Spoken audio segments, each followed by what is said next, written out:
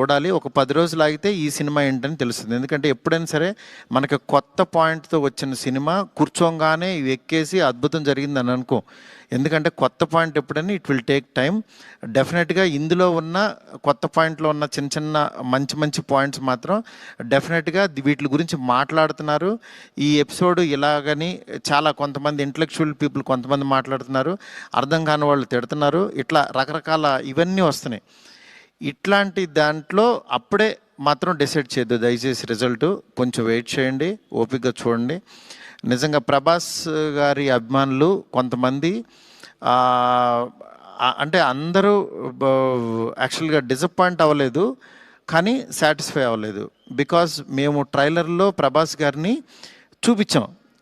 ఏది old getup చూపించాము, ఇట్లా రాక్షసుణ్ణి అనేది చూపించాము. ఆయన యాటిట్యూడు, ఆయన స్వాగు, ఇవంతా ఆయన్ని ఎక్కువ పరిచయం చేసాం. థియేటర్లోకి వచ్చినప్పుడు మాత్రం జర్కీగా ఆయనేరని వెతుక్కునే ప్రాసెస్లో మేము చూపించే కథని బ్రెయిన్కి ఎక్కించుకోలేకపోయారు కొంచెం ఆ డిసప్పాయింట్మెంట్లో. అందుకని నిన్న ఈవినింగు ప్రభాస్ గారి అభిమానులు చాలామంది ప్రెసిడెంట్స్ కూడా మాట్లాడారు నాతో. అన్న బాగా తీసామన్న సినిమా, ఆ ఓల్డ్ గెటప్ ఏమైందన్నా అది వస్తే కనుక మాకు చాలా హ్యాపీగా ఉంటుందని చాలామంది అభిమానులు మాట్లాడారు.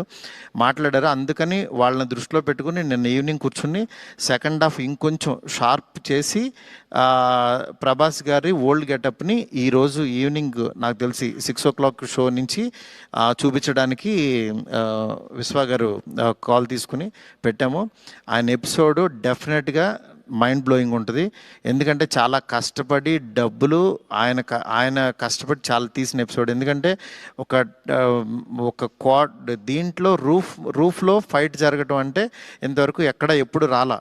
ఆ రూఫ్లో ఫైట్ వెళ్ళి ఆ ఫైట్ కావాల్సిన లీడు